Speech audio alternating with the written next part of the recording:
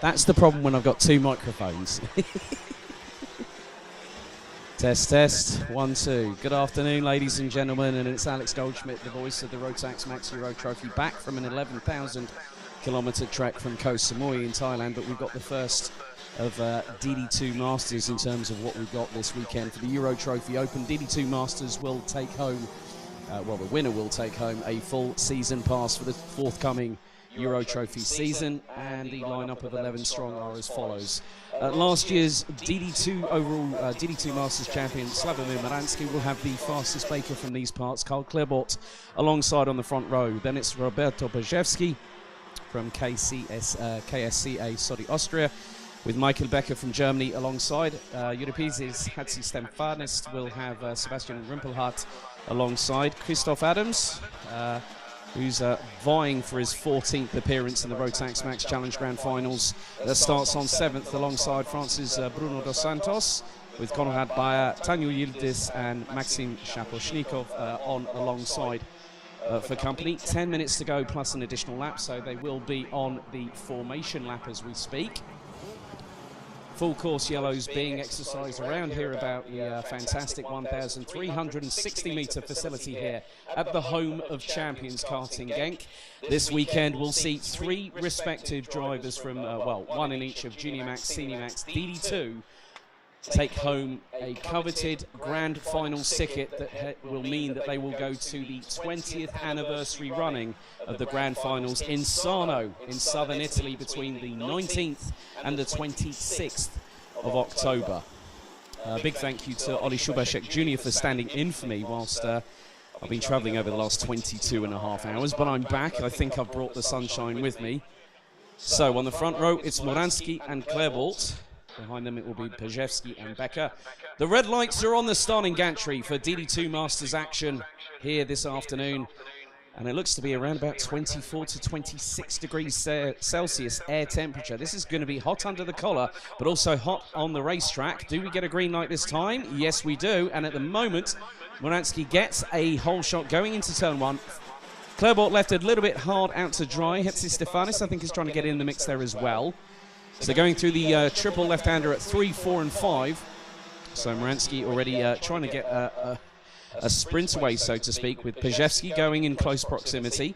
Klerbort, in the meantime, has dropped to 3rd place ahead of Hatzi Stefanis. Michael Becker has dropped down to 5th, with Rumpelhardt all the way down in 11th position, with Konrad Bayer trying to muscle his way past Bruno dos Santos there. That is for 7th position. So leaders coming through into turn 10. It's a nice overtaking opportunity. It's a very tight right-hander before they stream through the left-hander at turn 11, before this fantastic momentum-carrying final corner here, as Moranski continues to lead at the moment. And the gap between himself and Brzezowski from Austria is 0.284 seconds. A nice tighter line there from Karl Klerbort going through turn 2 as they now go through the triple left-handers at 3, 4 and 5. Back to the turn 6, 180-degree right-hand hairpin. Moranski's buried the throttle very early coming out of that corner. Has got a nice bit of nice length in terms of carts, probably to around about 4 or 5. But Brzezowski closing up in the braking zone. Klerbort knows this track very, very well indeed. Christoph Adams, in the meantime, currently running in 6th position. The triple 5. Maxim Shaposhnikov from Russia has jumped up into 9th place at the moment. Leaders now coming round the final corner. 8 minutes 15 plus an additional lap to go here. And the gap now between Moranski and Brzezowski now up to 4 tenths. And it's just under another 4 tenths, as it's a nice great battle between RS Competition's Michael Becker from Germany, who's putting Hatzi Stefanis under the cosh, so to speak, for 4th. As the pair now head to the turn 6 hairpin. Down the back straight they go. And Becker's in the toe of Hatzi Stefanis in this initial phase. So we're coming towards 7.5 minutes remaining. Becker's really closed up through turn 8. They go into the left-hander at turn 9. And then it's a short blast to the right-hander, the tight right-hander, I might add. Becker could have a move here on Hatzi Stefanis. and goes for the move and goes sideways and actually takes the position. That's a nice bit of Tokyo drift there from the German, going through turn number 10 to get one up on the Spaniard. So Michael Becker now up to fourth position. Meanwhile, Moransky still leads. Pajewski second. Claerbolt in third, followed by Becker, Hatzistefanis, Adams, Dos Santos, Vaya now up into 8th position. And looks like Sebastian Rumpelhardt has not taken any further participation in this race, so down to 10 runners already.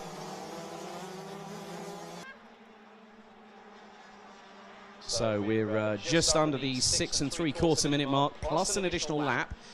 Looks like Pajewski is trying to close the gap on Moransky at the moment as they come through turns 10, now into turn 11. And looks like Becker is also closing on Karl Claerbolt now. Took half a tenth out of the Belgian on the last particular tour. What's going to be the gap between them this time? 0.2 he's taken. That's quite an impressive lap. That's a 54.761 from the German. He's put the gap down to 0.2, and it looks to be closing as they go through turn 4. I'm just keeping an eye on what's happening with Hatzistefanis at the minute, because could Christoph Adams be closing? Yes, that is the case. They're about 4 kart lengths adrift of each other going through turn 7 into the turn 8 right-hand sweeper, where they're going to be pulling over 1.5 times the force of gravity.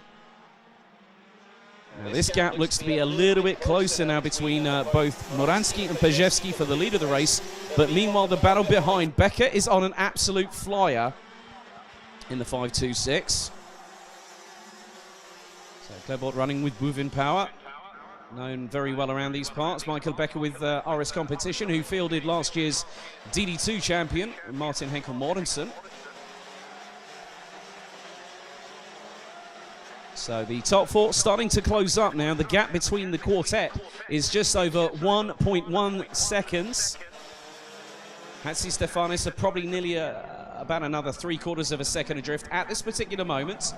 Still time left. We're at the halfway mark, plus an additional lap, so 5 minutes on the clock remaining.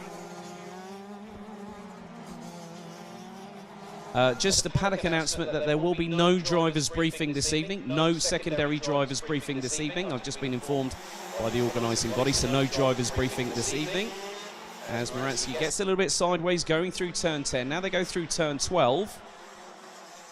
Pajewski has kept the Polish driver very honest, but in the meantime, Claerbolt is having to fight very quickly to keep Michael Becker from RS Competition off of his back, and that's not going to happen too easily, I might add. So Moransky now moving away, has got exactly half a second between himself and Roberto Pajewski in second place. Meanwhile, Karl Claerbolt and Michael Becker are less than 2/10 of a second adrift. This is getting really, really dicey now, going through turn 7 and 8. So Moransky could start to get away with it, whilst Pajewski might have both Claerbolt and Becker on his case very shortly. The leaders will come through turn 11, which they do now.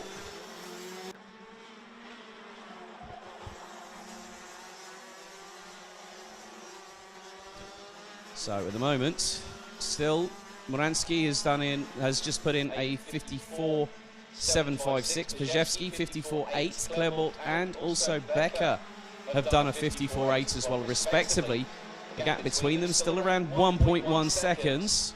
But I think the biggest battle that I can see between the quartet at the front is going to be between Karl Claerbolt and Michael Becker. That is for third place. Meanwhile, Hatzistefanis has dropped Adams initially. There's still plenty of time in this race to go, as Becker's really got that kart dialed in going through the turn 8 sweeper, and has got a really good chance now heading into turn 10. And he's closed up to within a kart length and a half of the Belgian going through towards turn number 12. And he gets a wider line, carries that momentum through, does the German. Heading down into turns 1 and 2. Becker's really got the late braking dialed in there as well. He's right on the back bumper of Karl Claerbolt going through turn 3. Now into turn 4. There's less than half a kart length between them. So we have just over 2 minutes and 20 seconds plus 1 additional lap to go. Pajewski seems to still be keeping in touching distance with Slavomir Moranski. By about 3/10, it's looking a bit closer between first and second, and I think that it looked like Pajewski had a better run coming out of turn 9. Through turn 10 they come, now into turn number 11. And Pajewski's really got the fire stoked there in these last couple of minutes, and he's really attacking the Polish driver now. About 2 or 3 car lengths going over the start-finish line, about the same sort of distance between Becker in 4th and Klerbelt in 3rd. And Becker just absolutely sends it up the inside, timed it to perfection, and has muscled his way through, and he's gone ultra defensive, ultra quickly through the exit of turn 2 into turn 3 and got it done by turn number 4. So less than 90 seconds on the clock, plus an additional lap to go in this DD2 Masters encounter. So Pajewski still within striking distance of leader Moranski at the moment. That's 5.66 in second position and 5.61 in first. Whereas Becker now leads the trio behind, which is... so whilst Becker and Klerbelt have been fighting, Hatzistefanis has started to close up, as has Christoph Adams, who completes the top 6. So 47 seconds on the clock to go, plus an additional lap. Moranski has been on this from basically pole position, so lights out to checkered flag, but there's this, plus I think an additional lap by my count. Hatzistefanis really did close up to Karl Klerbelt going through into turn 6, but dropped back slightly. Meanwhile, the 2 leaders coming through that turn 8 right-hand sweeper. Into turn 9 they go. Still can't make any prediction as of yet whether Pajewski is going to go for the move. So we've got less than 7 seconds on the clock. I think it will be the last lap board being shown to the drivers. Time has now expired. That's it for the 10 minutes. Last lap, so is Pajewski going to push like crazy over the next 1,200 or so meters here at Karting Genk? And he's really closed up to the Polish driver going through the exit of turn 3, now into turn 4, now turn 5. What's going to happen at the turn 6 hairpin? Pajewski was close, but not close enough. He's got the toe, he's got the momentum going down into turn 7. This is another great overtaking opportunity, but could he leave it until possibly, I think, either turn 10 or turn 12? And whilst they have been battling at the front, Michael Becker has absolutely closed on them like a little hound dog, snapping at their heels. The 2 leaders now come through turns 10 and 11 for the final time. Checkered flag is being prepared, and it is going to wave. Well, let's see what happens. No, it's not going to be enough. Pajewski won't do it. Slavomir Moranski takes the win in DD2 Masters ahead of Roberto Pajewski. Michael Becker from RS Competition, representing Germany in the 5.26, takes a well-earned 3rd place ahead of Euripidis Hatzistefanis, with Karl Klerbelt rounding out the top 5 there. But I have to say, one of the drives that I've wanted to see Michael Becker come back flying, and he has done this time around. So well done to Michael Becker. But at the completion of that qualifying heat for DD2 Masters at the Euro Trophy Open here at the home of champions, it's Poland's Slavomir Moranski in the 5.61 that wins by just over 0.17 of a second ahead of Roberto Pajewski. Michael Becker from Germany in the 5.26 rounds out the top 3 ahead of Spain's Euripidis Hatzistefanis in 4th. Karl Klerbelt rounds out the top 5 in the 5.10 ahead of fellow countryman Christoph Adams in the 555. Bruno dos Santos, Konrad Bayer, Daniel Yildiz, who's made some appearances in the B&L karting series as well, rounds out the top 9 with Maxim Shaposhnikov from Russia completing the top 10 drivers in that race, and it was only 10 classified because unfortunately Germany's Sebastian Rumpelhardt did not get past, I think, lap number 2.